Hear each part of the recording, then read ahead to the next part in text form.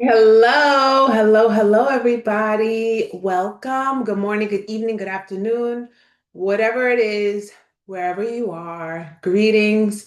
I hope you're doing well. I have to let you know how much I love to come online, how much I love these chats. I love our time together.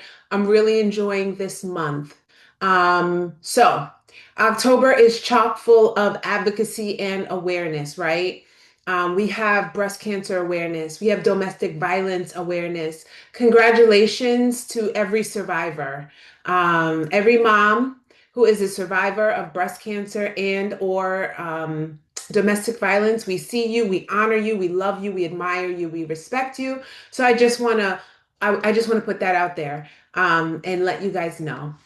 And then another one is it's ADHD Awareness Month. It is the month to advocate about ADHD to spread awareness. And if you don't know me, I'm a speech language pathologist and a educational administrator and a special needs parent coach. And so ADHD is it for children it is for some children a developmental diagnosis, and so it's in the realm, right, of what I get my hands into. So I think it's very important to bring it to light.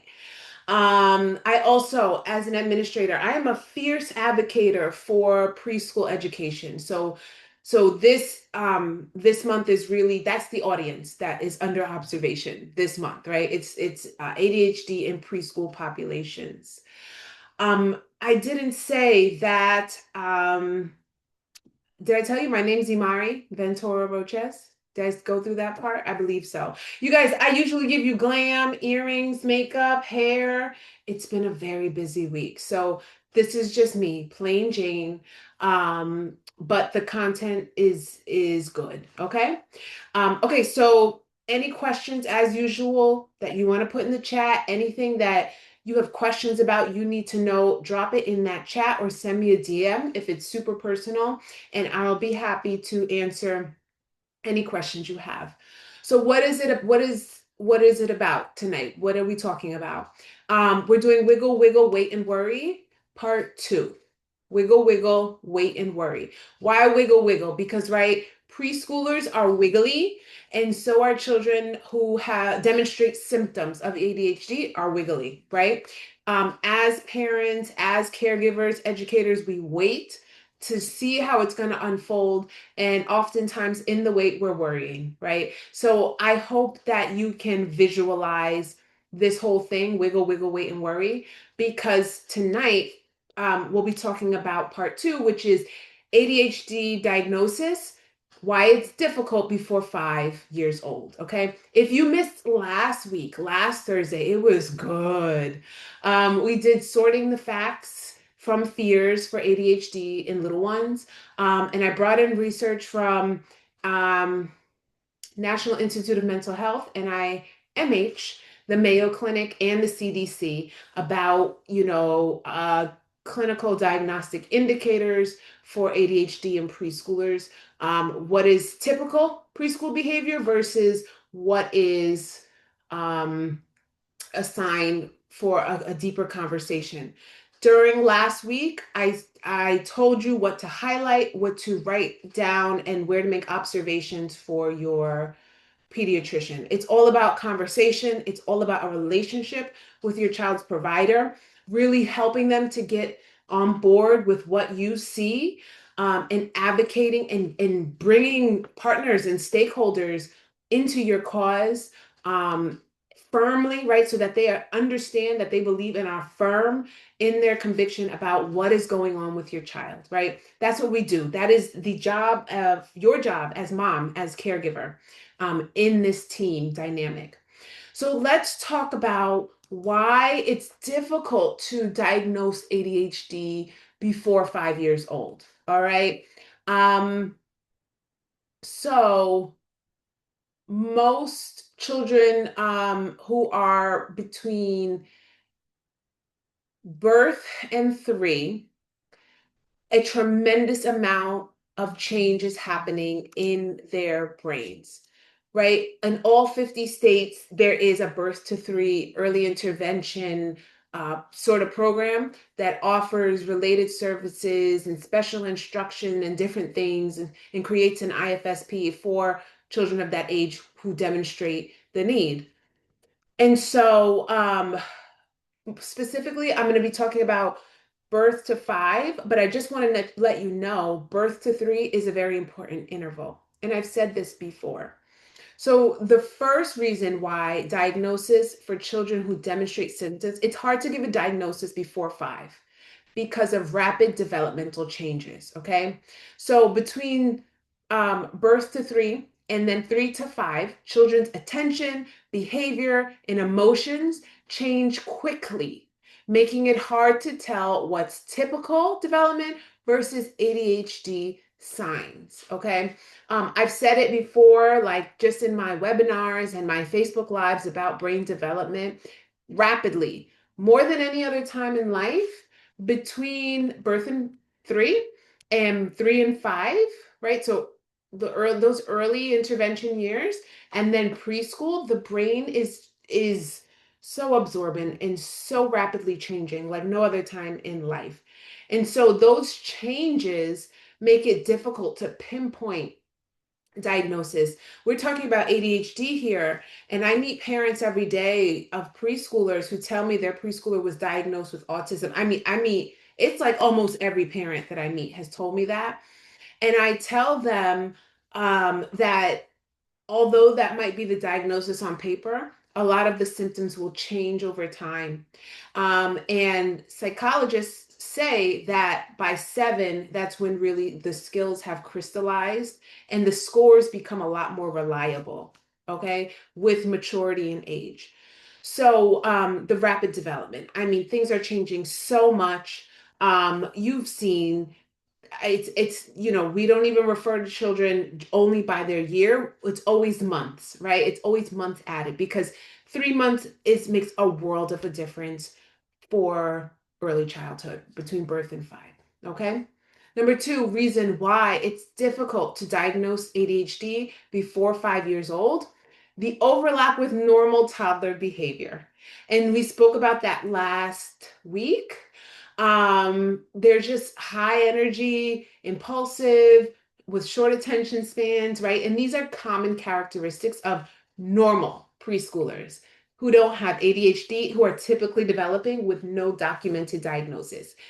And so when the CDC says that impulsivity is a key characteristic, right, of ADHD, it's like, well, a lot of 3 and 4 year olds, most, if not all 3 and 4 year olds are demonstrate impulsivity. And so this blurs the lines for diagnosis when they're so young.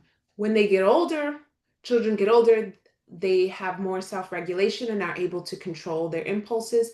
However, when they're so small and don't have self-regulation, it's hard to make a hard and fast diagnosis of ADHD, okay, because of the overlap with normal toddler behavior.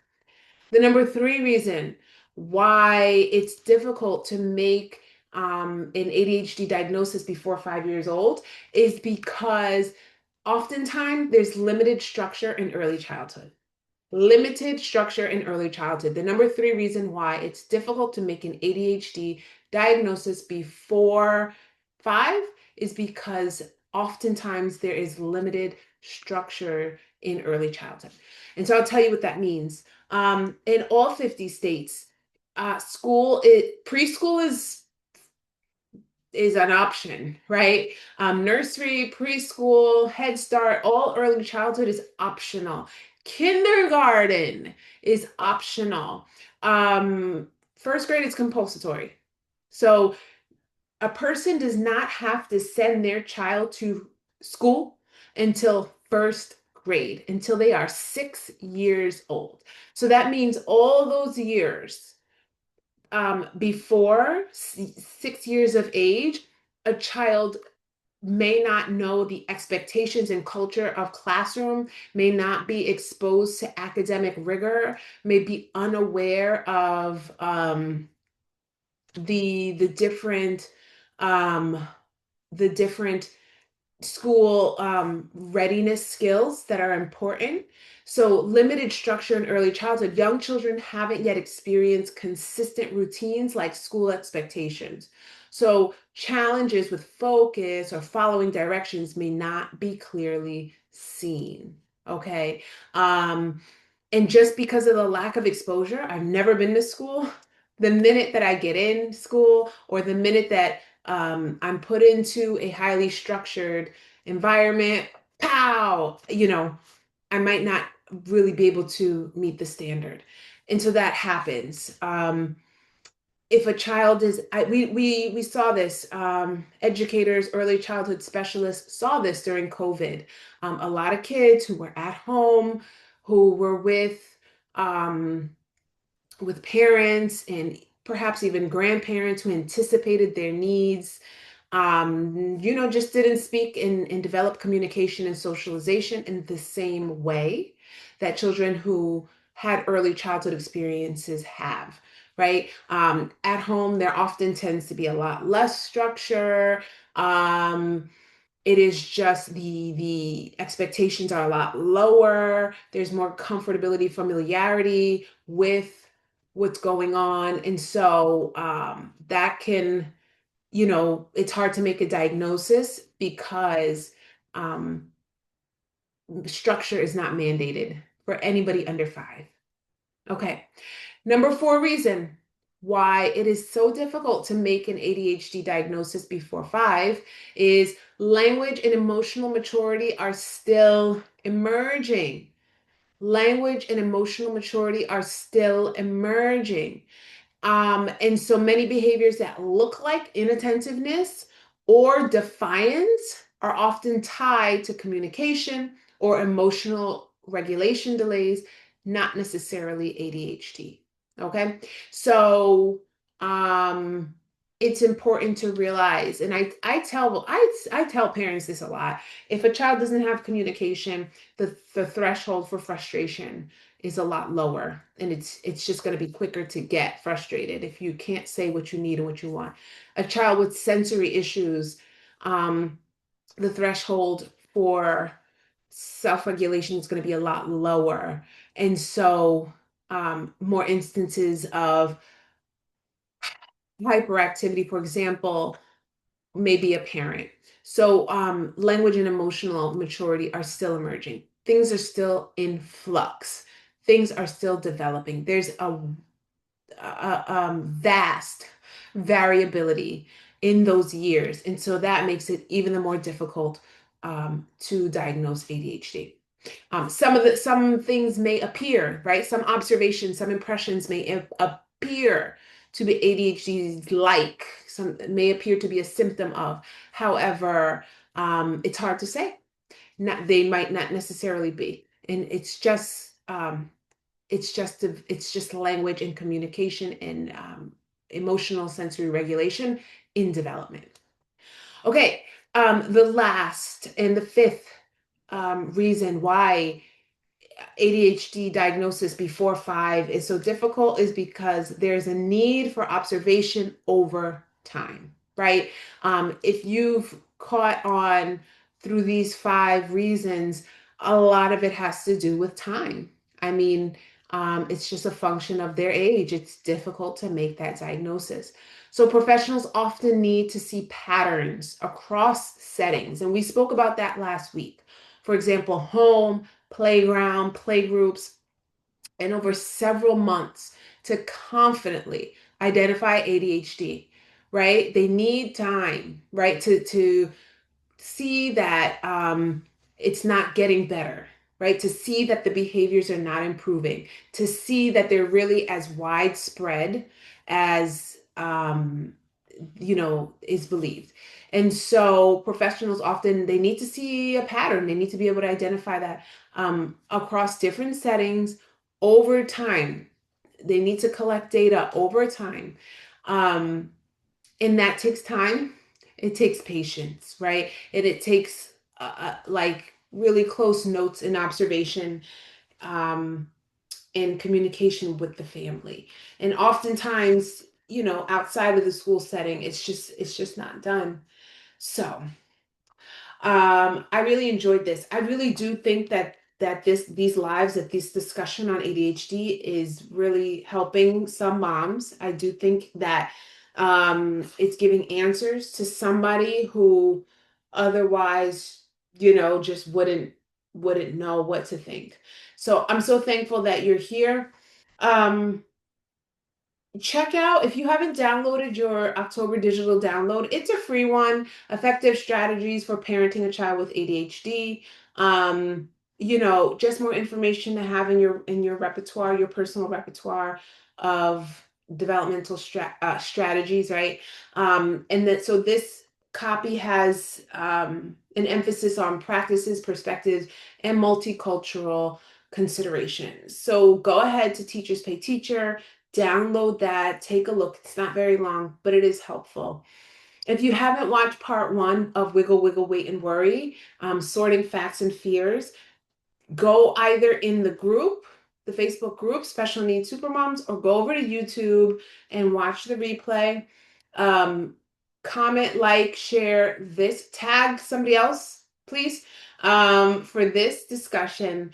I will be holding another SPED clinic next week, or I think that's 2 weeks from now. Yeah, 2 weeks from now.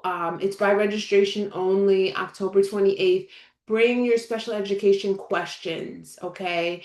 Bring them. Don't be afraid. Don't be, worried. I'd be happy to help, okay? Please book a consultation with me. I am um I am scheduled for evaluation still, but you can still try. Take a look at my Calendly, and see if you can find availability. I am available for New York, Connecticut, and Massachusetts. This has been wonderful. It's always a pleasure to get on, to talk to you guys, and to really, deliver clear information and be a clear resource, a clear voice to a mom in need. All right. I look forward to seeing you all again. Have a wonderful night, a wonderful weekend, and bye.